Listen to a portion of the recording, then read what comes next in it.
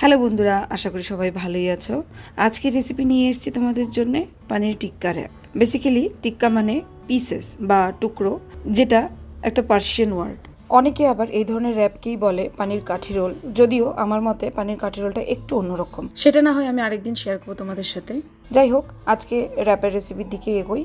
এটা একটু সময় সাপেক্ষ রেসিপি, তবে এখানেও একটু কুইক করার চেষ্টা করব। তার জন্য আমাকে কিছু জিনিস আগে থেকে প্রিপেয়ার করে রাখতে হয়েছে, যেমন এরকম লম্বা লম্বা সরু করে কাটা পানিরের পিস, ক্যাপসিকাম কুচি, পেঁয়াজ কুচি, শসা কুচি, গাজর কুচি, লেবু দুটো টুকরো এবং অল্প পরিমাণ দই। তার মধ্যে দিয়ে দেবো স্বাদ মতো নুন, হলুদ গুঁড়ো, লাল লঙ্কার গুঁড়ো, ধনে গুঁড়ো, জিরে গুঁড়ো এবং গরম মশলার গুঁড়ো। এবার দিয়ে দেবো বাজার থেকে কিনে আনা রেডিমেড টিক্কা মশলা। এখানে জিঞ্জার গার্লিক পেস্টও ব্যবহার করা যেতে পারে, তবে টিক্কা মশলাতে যেহেতু জিঞ্জার এবং গার্লিক পাউডার ইউজ করা হয়, তাই আমি ডাইরেক্টলি এই মশলাটাই ব্যবহার করছি। টক দইয়ের সাথে সবকটা মশলা উপকরণ ভালোভাবে মিশিয়ে নেব। তার মধ্যে একটা একটা করে পানিরের পিসগুলো দিয়ে দেবো, ভালোভাবে কোট করে নেব এবং সবার শেষে দিয়ে দেবো কয়েক ড্রপ লেবুর রস।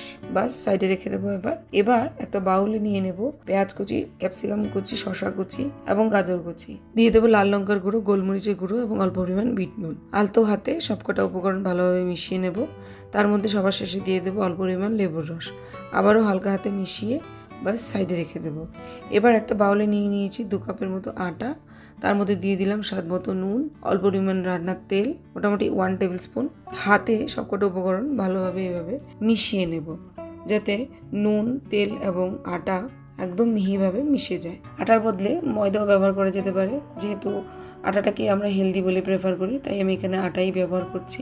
অল্প অল্প জল অ্যাড করে একটা সফট ডো তৈরি করব। সবার শেষে 1 চা চামচ কুকিং অয়েল দিয়ে কোট করে ঢেকে সাইডে রেখে দেবো আধ ঘন্টার জন্য। একটা ছোট তাওয়ায় অল্প পরিমাণ তেল দিয়ে তার মধ্যে একটা একটা করে কোট করে রাখা পানিরের পিসগুলোকে লো টু মিডিয়াম ফ্লেমে আস্তে আস্তে ভেজে নেব।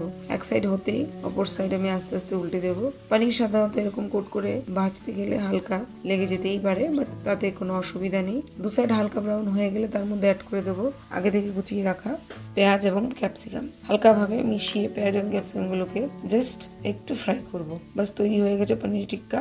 সাইডে রেখে দেবো। এবার আটার ডোটা নিয়ে নিলাম। ঢাকা সরালেই দেখতে পাবো যে কতটা সফট হয়ে গেছে। কিছুটা পরিমাণ আটার ডো নিয়ে তার দুদিকেই অল্প পরিমাণে তেল লাগিয়ে একটা বড় করে রুটির মতো বেলে নিচ্ছি।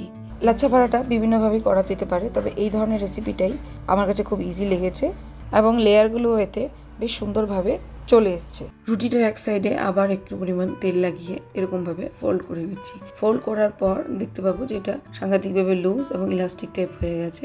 বাস সেটাকে আর একটু স্প্রেড করার চেষ্টা করছি এবং এরকম পেঁচিয়ে একটা ছোট রোল টাইপ করে সেটাকে আবার চেপে একটা রুটির মতো বেলে নিচ্ছি। তাতে লাচ্ছার লেয়ারগুলো তৈরি হয়ে যাবে। লাচ্ছা পরাটার বা লেয়ার পরাটার আরও একটা রেসিপি আমি তোমাদের সাথে আগেও শেয়ার করেছিলাম, তাও আটা দিয়েই তৈরি। সেটার লিঙ্কটা ডেসক্রিপশন বক্সে দেওয়া রইল। গরম তাওয়াতে দিয়ে এপিট উপিট উল্টে হালকা পরিমাণ তেল ব্যবহার করে ভালোভাবে ফ্রাই করে নিচ্ছি। আমাদের লেয়ার পরাঠা বা লাচ্ছা পরাঠাও তৈরি হয়ে গেছে। এদিকে পনিরও অলরেডি আমরা ভেজে রেখে দিয়েছি এবং আমাদের মিক্স স্যালাডটাও তৈরি। বাস এবার সেই ভেজে রাখা লাচ্ছা পরাঠার মধ্যে কিছুটা ক্যাচআপ বা গ্রিন চাটনিও ব্যবহার করা যেতে পারে এবং কিছুটা পরিমাণ স্যালাড দিয়ে তার মধ্যে ভেজে রাখা পনির এবং ক্যাপসিকাম, পেঁয়াজ কুচি দিয়ে র্যাপ করে দিচ্ছি। চাইলে এখানে এক্সট্রা লেমন ইউজ করা যেতে পারে, বাট আমি করছি না। তৈরি হয়ে গেছে গরম গরম নরম নরম এবং টেস্টি সন্ধ্যাবেলার স্ন্যাক্স লেয়ার যুক্ত পানির র্যাপ। আশা করি বন্ধুরা আজকের এই ভিডিওটা তোমাদের নিশ্চয়ই ভালো লেগেছে। এইভাবে নিশ্চয়ই ট্রাই করবে এবং আমাকে জানাবে। ধন্যবাদ।